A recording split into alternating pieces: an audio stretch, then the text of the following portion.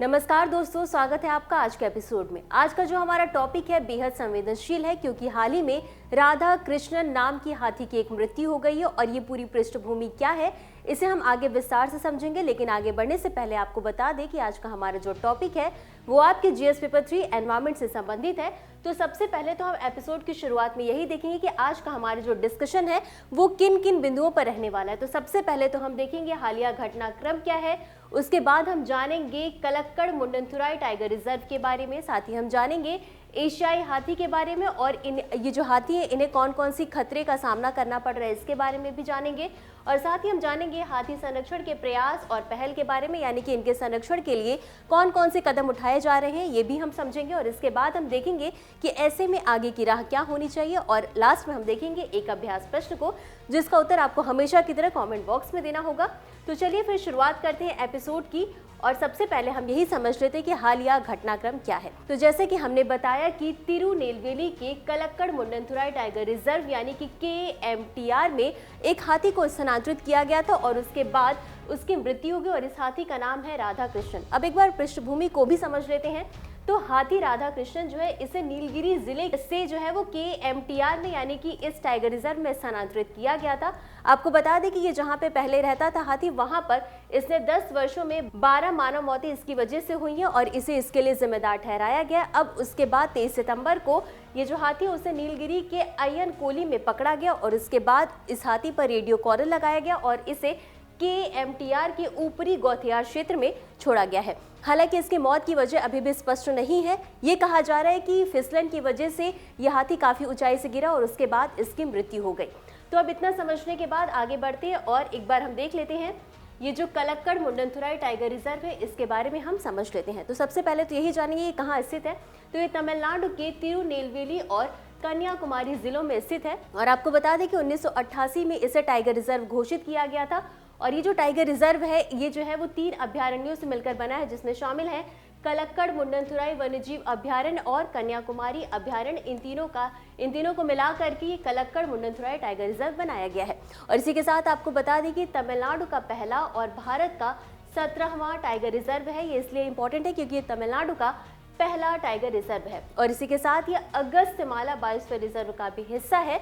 और ये जो टाइगर रिजर्व है इसे अक्सर नदी अभ्यारण्य के रूप में भी जाना जाता है, यानी कि नदी अभ्यारण्य के नाम से भी जाना जाता है, क्योंकि यहाँ पर लगभग 13 से 14 नदियां का प्रवाह देखने को मिलता है। और इसी के साथ इसे जैव विविधता हॉटस्पॉट में भी शामिल किया गया है। अब जान लेते हैं यहाँ पर पाए जाने वाली प्रमुख जीव जंतु यानी जैव विविधता के बारे में भी समझ लेते हैं।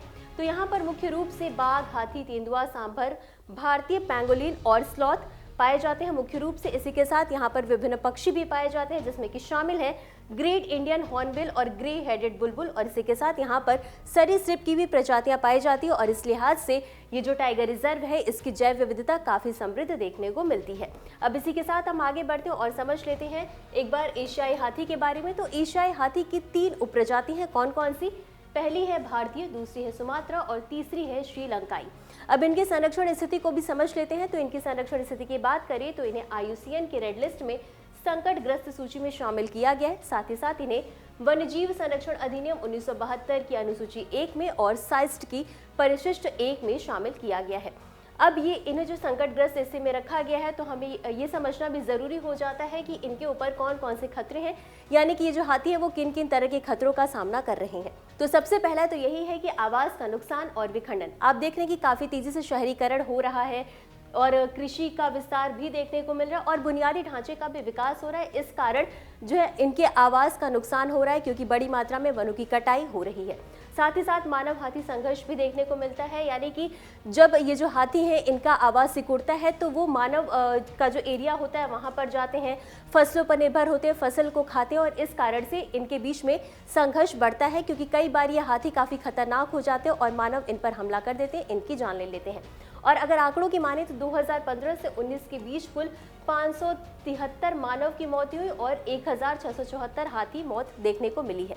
इसी के साथ इनका अवैध शिकार और अवैध व्यापार भी किया जा रहा है। कई बार इनके हाथी दांत जो होते हैं वो काफ़ी मशहूर होते हैं, तो हाथी दांत के लिए इनका अवैध शिकार किया जा रहा है। और आंकड़ों की देखें तो 2015 से 2019 में ऐसे कुल 170 से अधिक मामले सामने आए हैं। और इसी के साथ जब ये मानव जाति वाले एरिया में जाते हैं तो इन्हें कई बार बिजली के झटके लग जाते हैं और कई दुर्घटनाएं हो जाती हैं, जिसके कारण उनकी मृत्यु हो जाती है। और इसी के साथ इससे संबंधित आंकड़ों की बात करें तो 2009 से 2019 में 400 से अधिक हाथियों की मृत्यु हुई थी बिजली का झटका लगने से। अब आगे बढ़ते हैं और समझते हैं कि ये जो हाथी है, इन पर जो खतरा मंडरा रहा है, इस पर सरकार के द्वारा कई तरह के प्रयास भी किए जा रहे हैं इनके संरक्षण के लिए।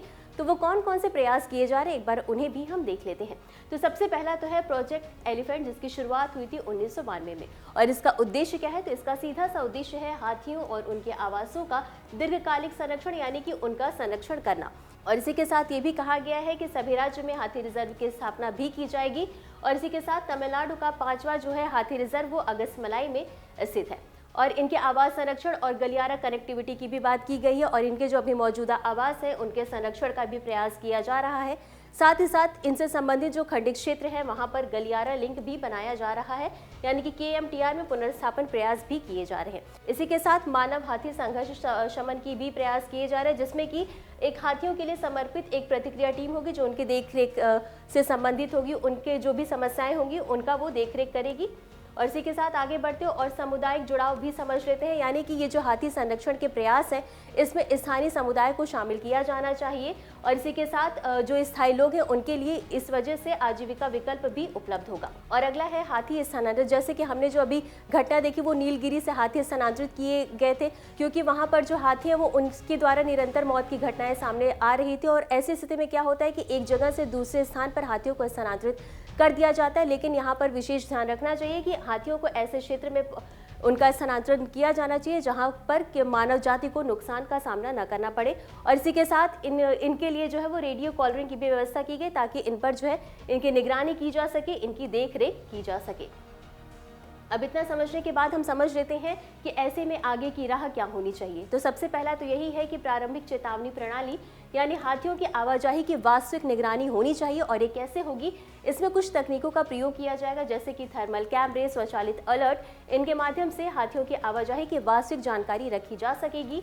और इसी के साथ इनकी आवास प्रबंधन का भी ध्यान रखना होगा, उन्हें उचित समय पर खाने और पीने की व्यवस्था करानी होगी।